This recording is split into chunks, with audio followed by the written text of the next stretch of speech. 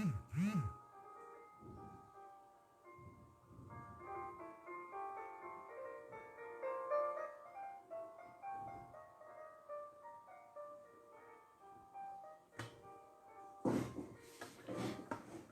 dia, bom dia amigos, tudo bem? Vamos chegando. Feliz Dia dos Pais para todos os papais. Bom domingo para todo mundo. Vamos chegando.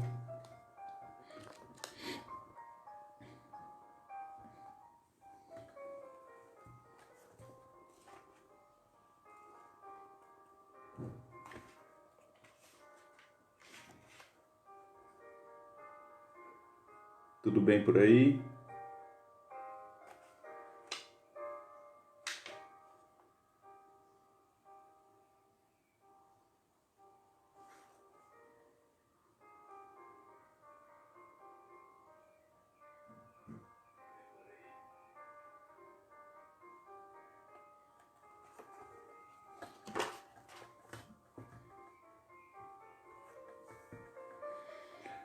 Como vão vocês? Tudo bem?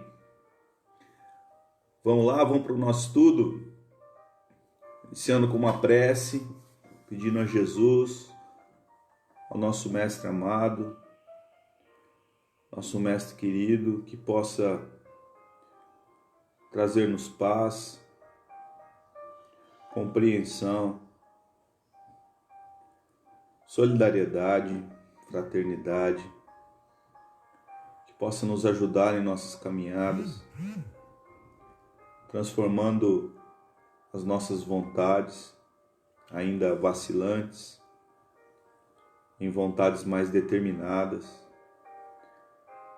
E assim, Senhor, pedimos para que não nos desampare, esteja conosco hoje, agora e sempre. Graças a Deus. Obrigado.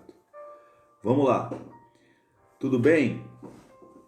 Meus amigos, nós estamos estudando hoje capítulo 16 do livro Pensamento e Vida, que é exatamente o capítulo Vocação. Nós vamos falar sobre vocação, né? O que é vocação? De onde vem essa palavra vocação? Todos nós temos, né? Construímos durante milênios vocações, né, que são as nossas aptidões. Todo mundo tem alguma aptidão para praticar qualquer coisa. Tem algumas pessoas, por exemplo, que cozinham muito bem, né?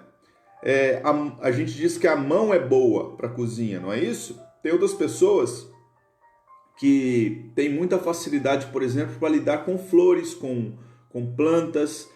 Tudo que ela planta nasce. Vocês já devem ter ouvido falar disso, né?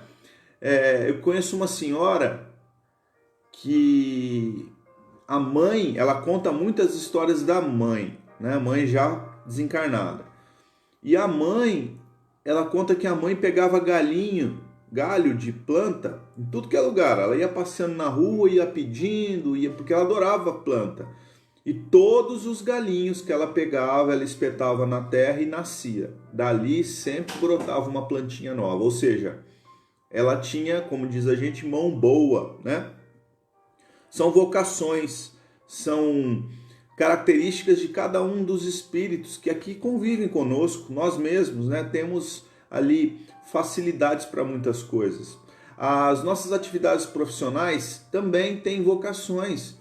Por mais simples que seja uma atividade profissional, ela precisa da vocação para que você mantenha o seu trabalho ali em dia.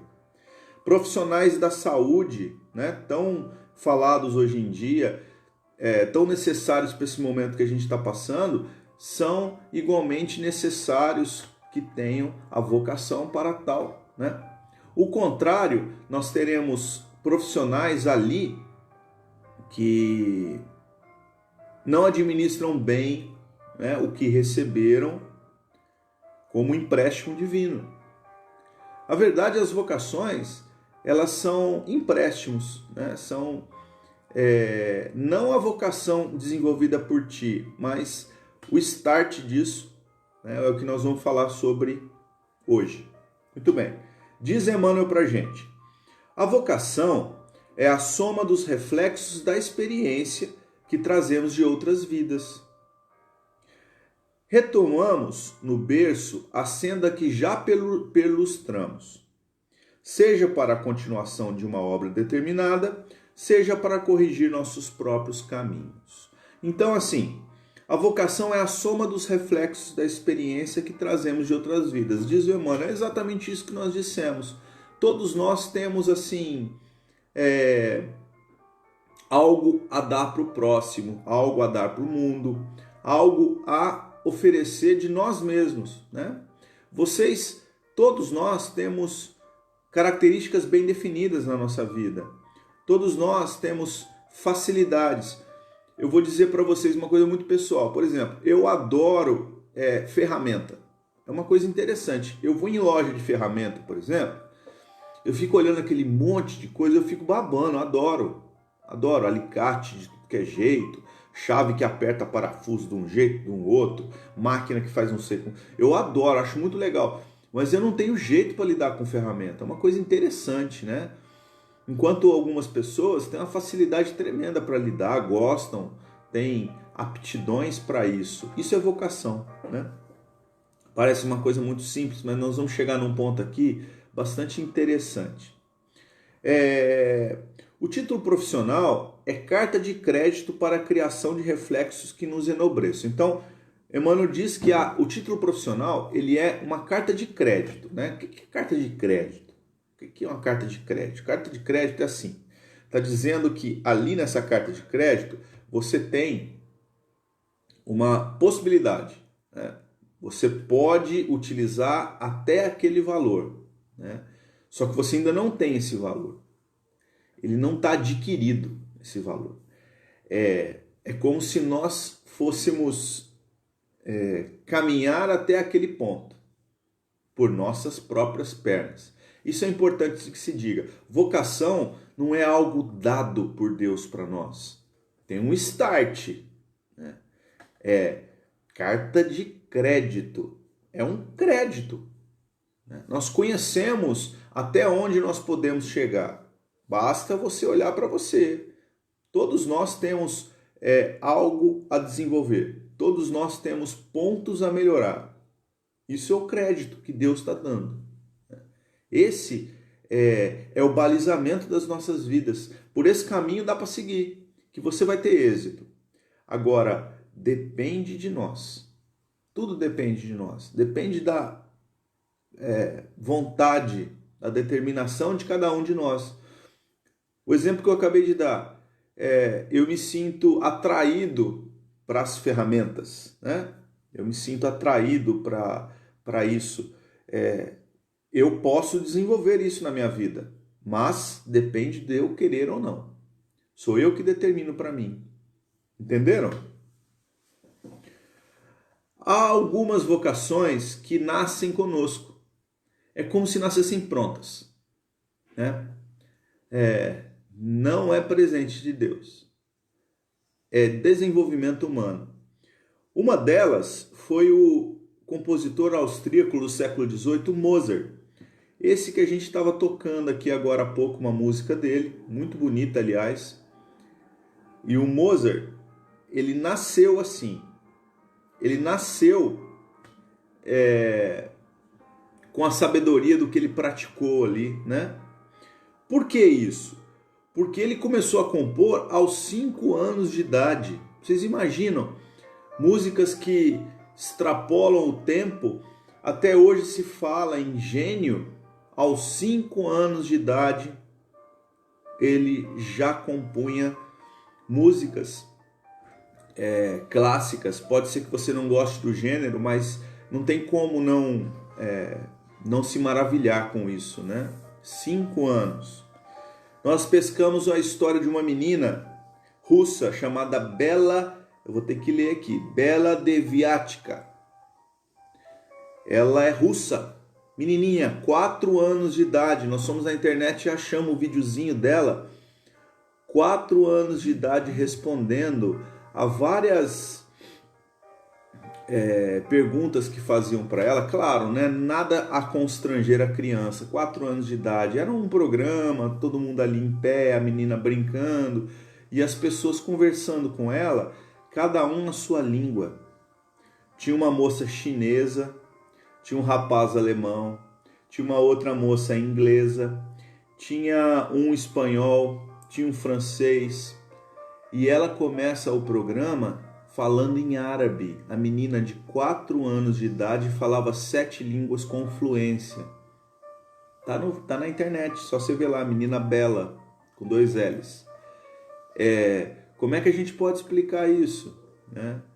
Não é mediunidade, não tinha manifestação mediúnica, era ela mesma, o espírito dela, né? Já nasceu com essa vocação. Ela tinha aprendido isso em outras ocasiões. Ali você tinha um desenvolvimento pleno da polilinguística, né? Ela conseguia se comunicar em uma quantidade impressionante de línguas. Talvez uma criança de 4 anos não fale bem nem a própria língua, né? Algumas crianças já quase que nascem falando, mas outras têm mais dificuldade. Talvez ela não falasse nem o russo ainda, né? Que era uma língua, a língua de nascimento, mas ela já se desenvolvia em vários outros idiomas. E com uma soltura impressionante, é incrível de você ver isso. Vocação, ela nasce com isso, é uma qualidade, uma qualificação espiritual. Logo depois na sequência, o Emmanuel nos chama, o Emmanuel tem essa característica, né, de nos chamar a estudar determinado aspecto, né, sobre a ótica emanuelina, né, sobre a ótica de Emmanuel, só que para que a gente transcenda o estudo. Ele continua assim, ó: o administrador, o juiz, o professor, o médico, o artista, o marinheiro, o operário, o lavrador, estão perfeitamente figurados naquela parábola dos talentos, de que se valeu o Divino Mestre para convidar-nos, é um convite, ao exame das responsabilidades próprias perante os empréstimos da bondade infinita. Então, assim, ele elencou algumas profissões terrestres para dizer que todas são importantes, né? Que todas essas estão expressas na parábola dos talentos, que Jesus nos contou há 2000 anos e que continuam bastante modernas e atuais. E ele diz ainda mais que essa parábola nos chama a pensar em nossas responsabilidades perante o que nós recebemos de Deus. Mas eu acabei de dizer que nós não recebemos de Deus nada pronto, não é? Você não recebeu um talento pronto, você desenvolveu esse talento. O talento, ele não é algo que você ganhe. Como diz aqui, é um empréstimo, né? Eu vim nessa vida, nessa ocasião, como professor. Eu sou professor. É um empréstimo. Eu poderia ser o pior professor do mundo, né? Claro, poderia ser aquela pessoa desleixada, que não está preocupado com o próximo, que não se importa com os clientes, com os alunos, que quer que as coisas passem mais rápido possível para chegar logo o final de semana, né? É assim. Ou eu me dedico, eu estudo, eu amplio os meus horizontes e aí eu vou aumentando esse meu cabedal de conhecimento. Eu aproveitei um empréstimo. E segundo essa parábola, eu devolvo para o Senhor, né, com juros e correção. É assim que conta a parábola. Vocês devem se recordar, né? Vamos ler só um pedacinho. Acontecerá como o certo homem que estava prestes a partir para a terra longínqua, né, que é o Senhor. Chamou os servos e lhes confiou os seus bens. A cada um deu 5 talentos. A um deu 5 talentos, a outro 2 talentos e a um, o último, 1 talento. Então eram 3 servos.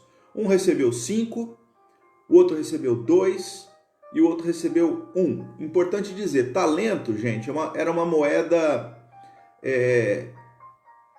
casou bem, né? Talento, vocação, mas não tem essa referência. A gente acha que tem, mas talento era o nome da moeda. A moeda grega, na ocasião, era talento. E ela tem uma equivalência para 10 mil cruzeiros, mas é uma equivalência dos anos 60 aqui no Brasil. Não sei como é que a gente poderia fazer isso, mas era bastante dinheiro, tá?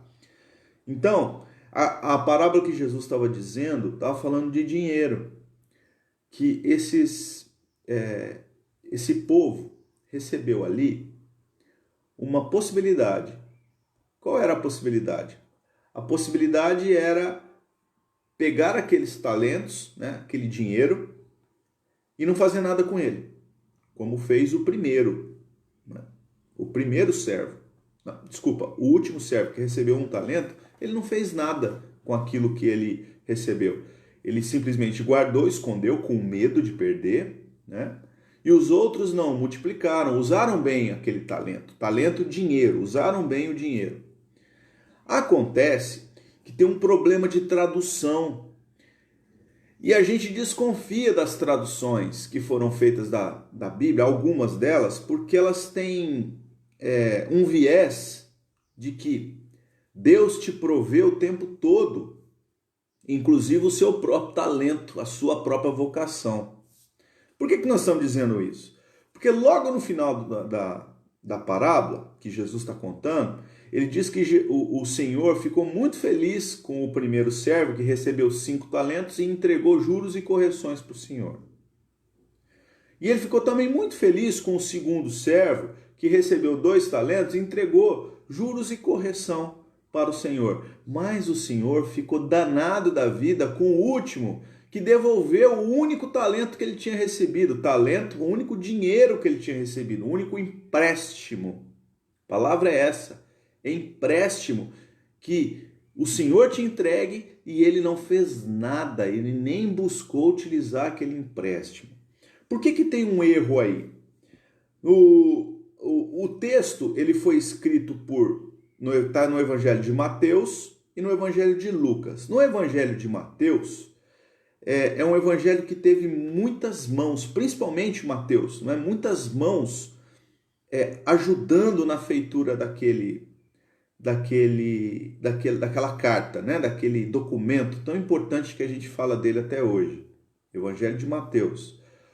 Lucas um pouco menos, mas também teve.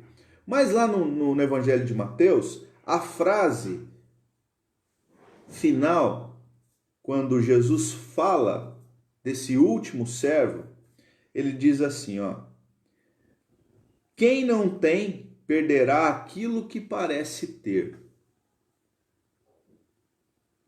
Esse servo que mal utilizou o empréstimo divino. E o que utilizou bem? Quem não tem, perderá aquilo que tem. Essa é a tradução grega. A primeira é a tradução da Vulgata. Vulgata foi a tradução do Novo Testamento, né, dos Evangelhos, foi a tradução feita pelos católicos, né? Quando apareceu a palavra católico, a Igreja Católica promoveu uma tradução para a língua latina, para o latim, dizendo que para o latim seria mais fácil de divulgar isso para o mundo. Ora, vocês já estudaram latim? É fácil de entender o latim? Não. As missas eram rezadas em latim. E muitas vezes o sacerdote de costas para as pessoas, para que as pessoas não entendessem exatamente o que estava sendo dito. Então, essa justificativa não valeu, mas surgiu a Vulgata, que é essa tradução para essa língua difícil de entendimento. O grego era uma língua que era difundida na época, é como o nosso inglês hoje.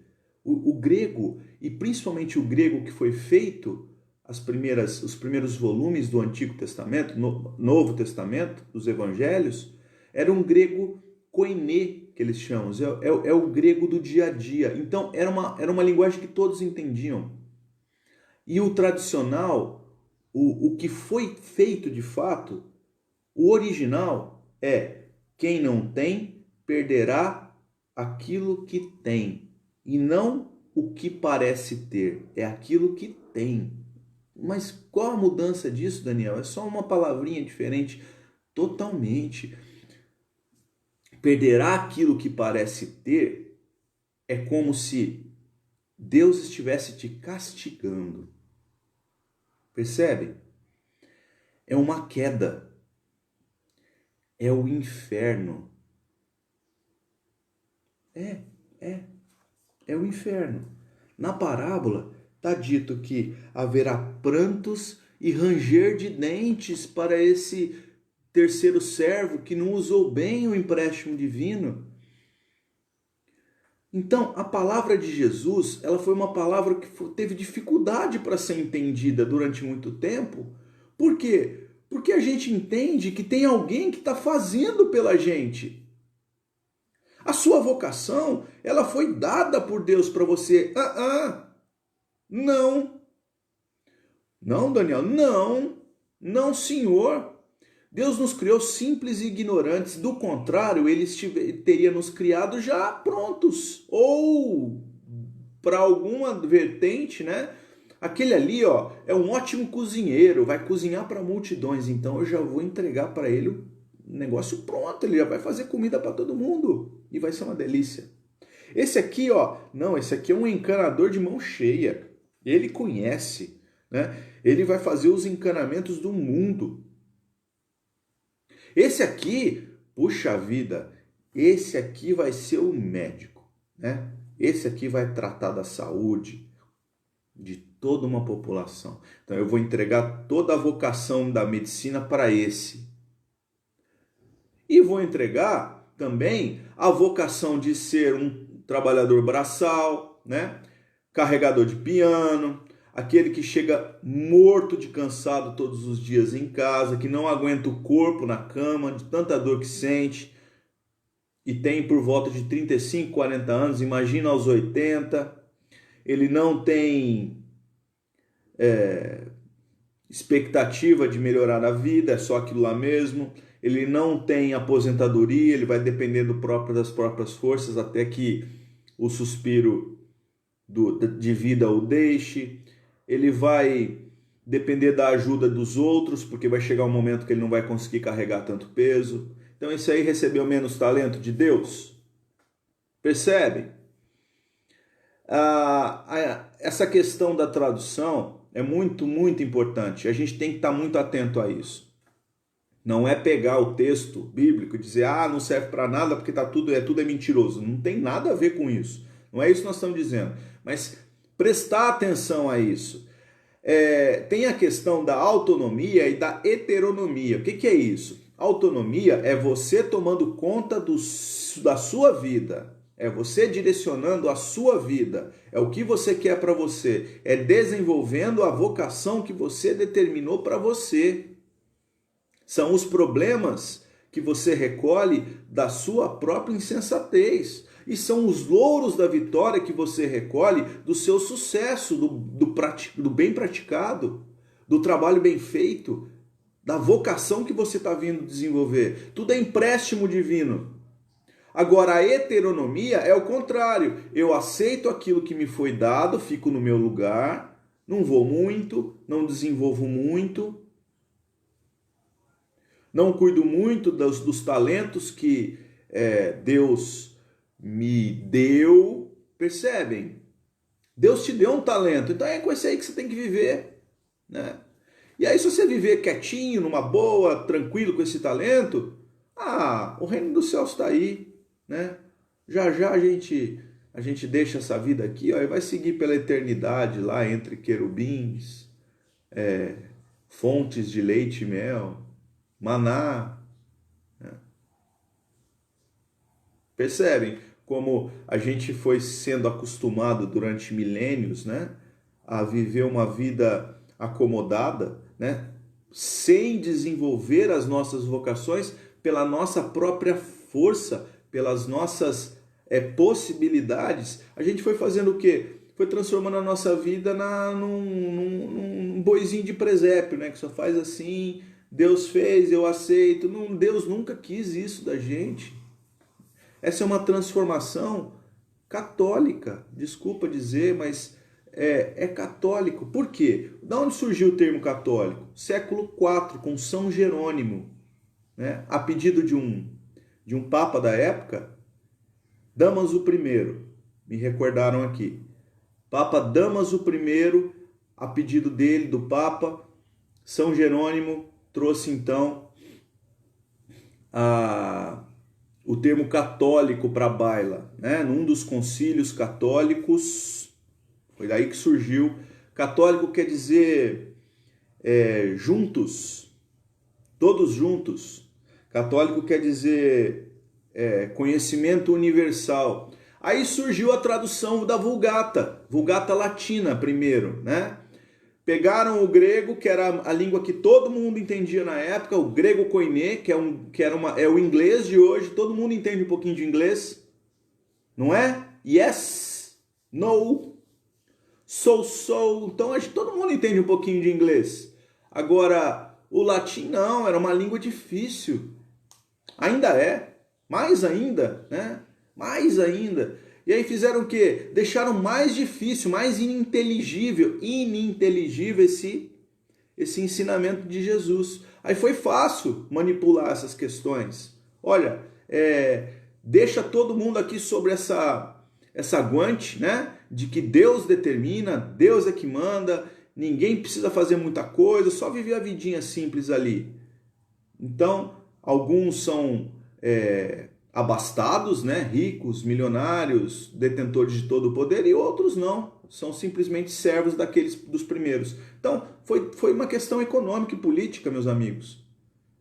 Importante a gente pensar nisso. Não estamos recriminando, não estamos dizendo que um é ruim, o outro não é isso, mas isso é histórico.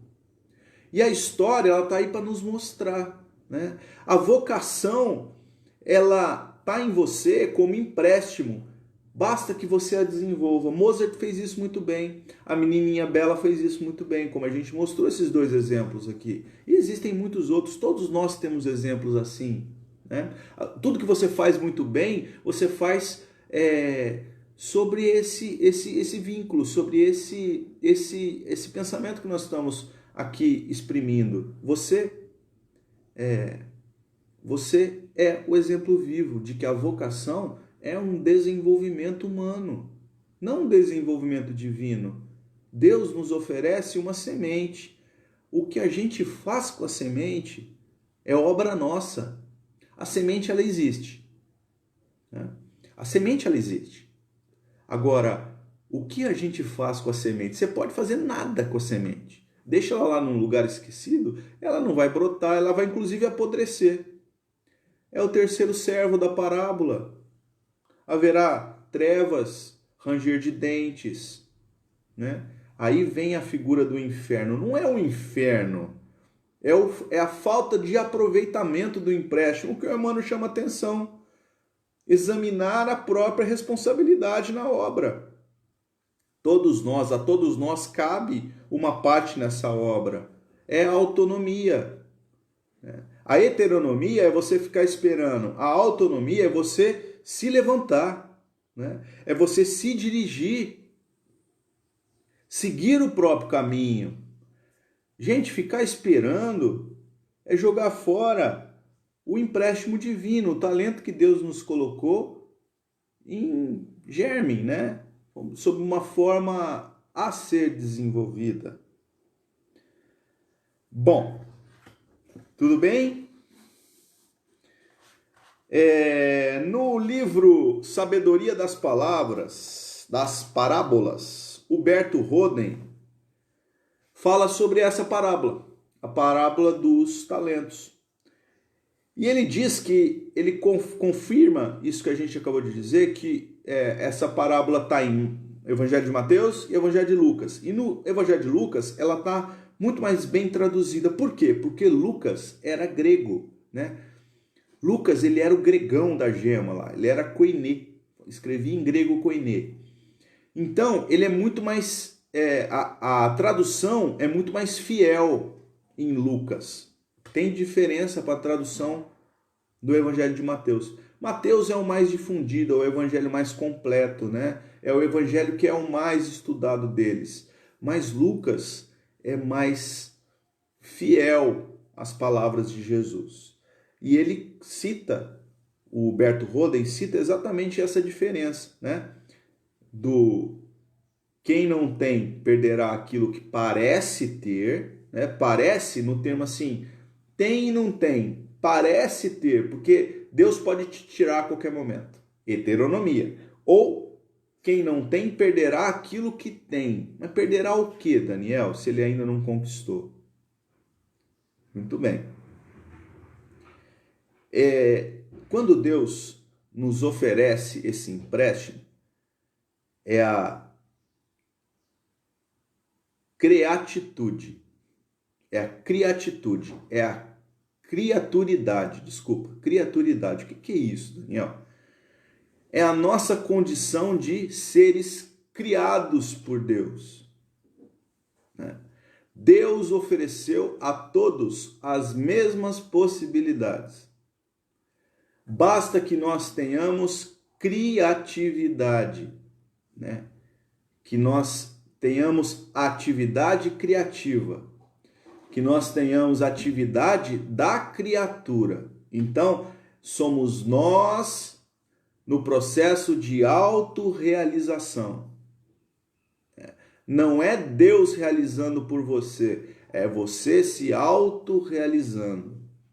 Isso é sensacional. Parece uma coisa boba, a gente está falando a mesma coisa, não é. É a capacidade de você se governar. É a capacidade de você se autodeterminar. Ninguém está dizendo para você que você tem que ser assim. Você é porque você escolhe ser. E as vocações e os nossos talentos estão intimamente ligados com isso. Eu sou aquilo que eu quero para mim. O empréstimo divino foi feito. Então é a criaturidade, que é a criação de Deus em mim e em todos. Deus nos fez simples e ignorantes, dotados do livre-arbítrio relativo, dotados da responsabilidade relativa e dotado da própria capacidade humana de desenvolvimento, linkado à lei de evolução de todos os orbes, planetas e toda a criação. Então nós somos desenvolvimento. Nós nascemos assim. Agora, o que a gente faz desse empréstimo que Deus nos deu, vai do que nós desejamos para nós. É a nossa criatividade, né? É a criatura tendo atividade, tendo o impulso de seguir adiante. Sim. E Emmanuel termina essa lição dizendo: e comumente, de retorno, quando a gente volta para a reencarnação, suportamos a preterição e hostilidade, embaraços e desgostos por onde passamos, experimentando sublimes aspirações e frustrações amargurosas, porquanto é da lei que venhamos a colher os reflexos de nossas próprias ações, os reflexos das nossas ações. As ações que nós colhemos hoje são reflexos daquilo que foram ação no passado. Então, nós estamos colhendo, meus amigos, não tem nada ao acaso, né? Não tem nada que acontece assim, pum, aconteceu. Deus quis agora, pum, aconteceu. São movimentos, né? É a lei.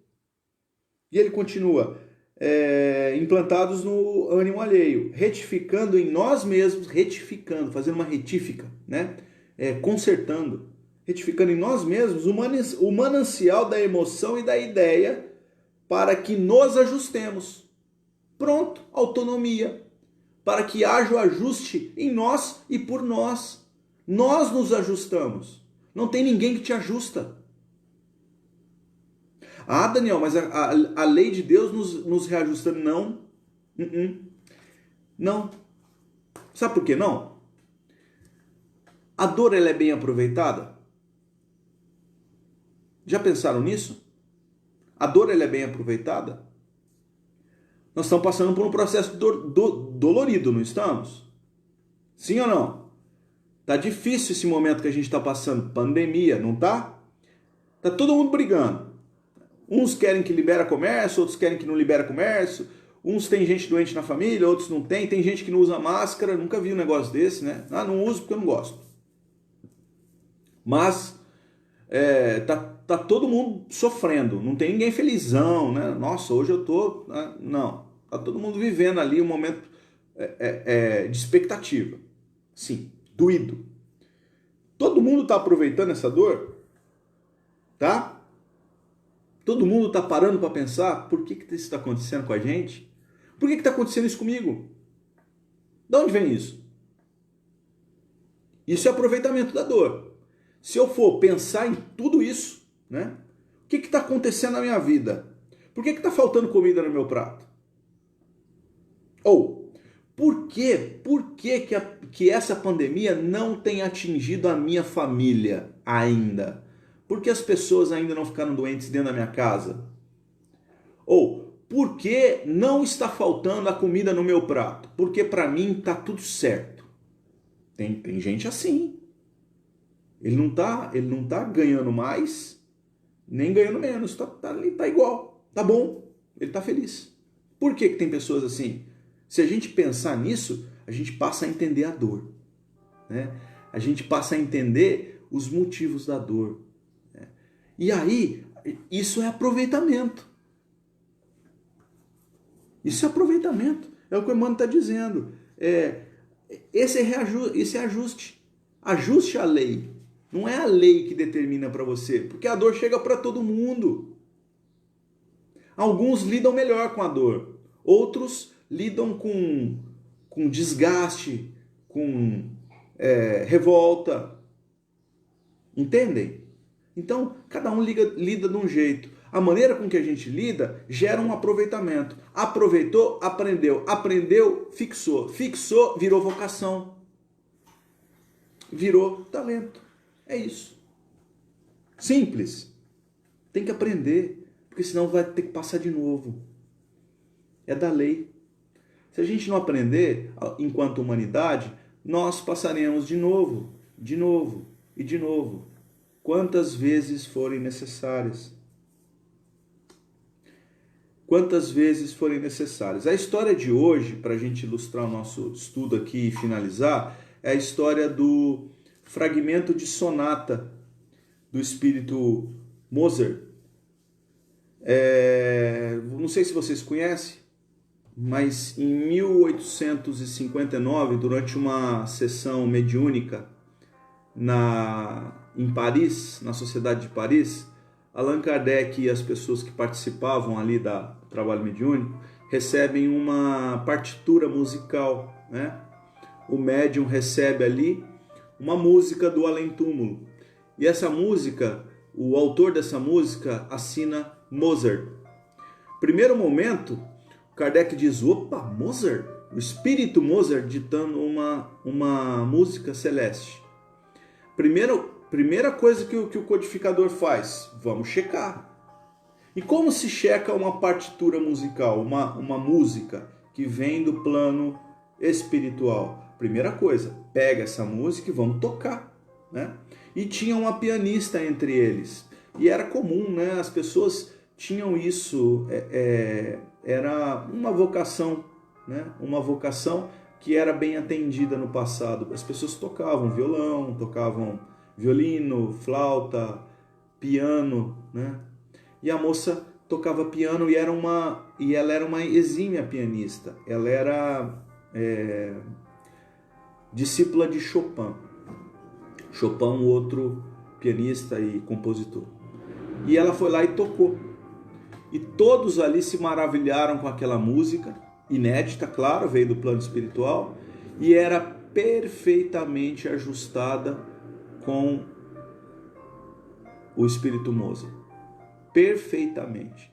Todo sustenido, os compassos, os finais das frases musicais, era Mozart. Então, ele passando pelo critério da razão, que é o que sempre Allan Kardec fez, conseguiu ali visualizar que aquela música de fato era Mozart, o espírito era Mozart. Aconteceu um ano depois, 1 ou 2 anos depois, o tal do Alto da Fé, Alto de Fé de Barcelona. O que foi isso? Allan Kardec juntou muitos volumes do O Livro dos Espíritos, Viagem Espírita, se eu não me engano, O Livro dos Médiuns e esse facsímile dessa música, tá? Recebida lá na Sociedade de Paris, que era a música de Mozart. Ele fez um pacote enorme disso, muitos, deve ter sido uma quantidade enorme, e mandou para Barcelona, para um contato que ele tinha lá na cidade de Barcelona, na Espanha.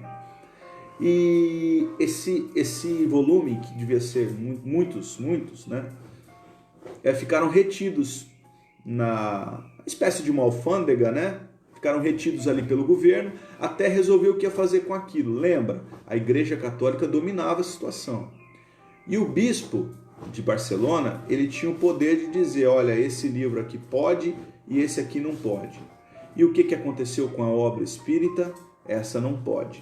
E aí fizeram uma grande fogueira. Esse é o Alto de Fé de Barcelona. Kardec ficou muito emotivo com isso, né? Qualquer um ficaria tendo as obras queimadas. E o Espírito de verdade, que é Jesus Cristo, né, traz uma mensagem para ele dizendo que as ideias, elas não podem ser queimadas, né?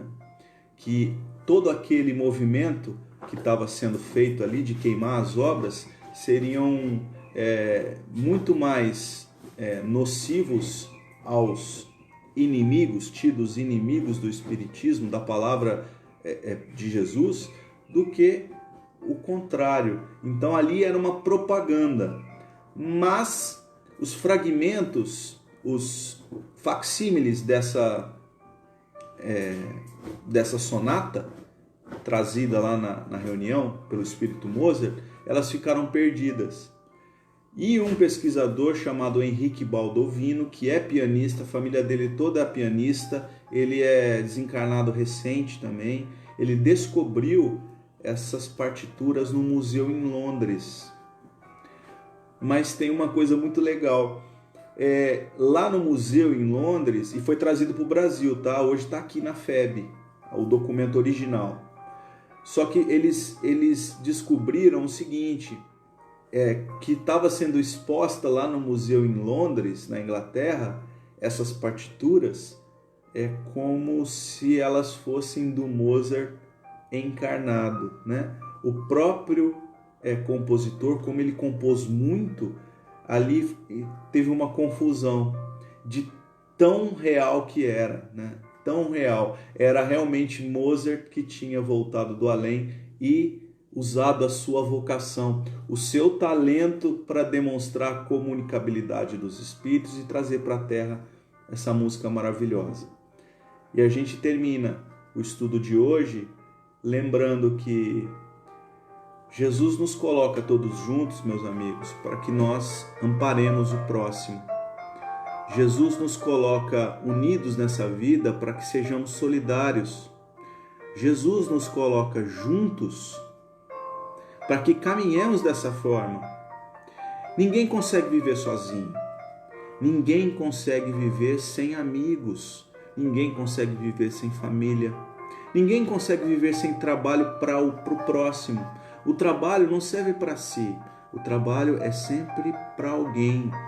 Dessa forma, nós entendemos que as vocações e os talentos, eles se unem e eles se complementam para que todo mundo aproveite o que Deus nos fez, né? O que Deus nos deu, que foi a possibilidade de sentir através do coração essa música dos céus que a gente pode chamar de amor. Muito obrigado, um ótimo Dia dos Pais, boa semana, fiquem com Deus, até a próxima.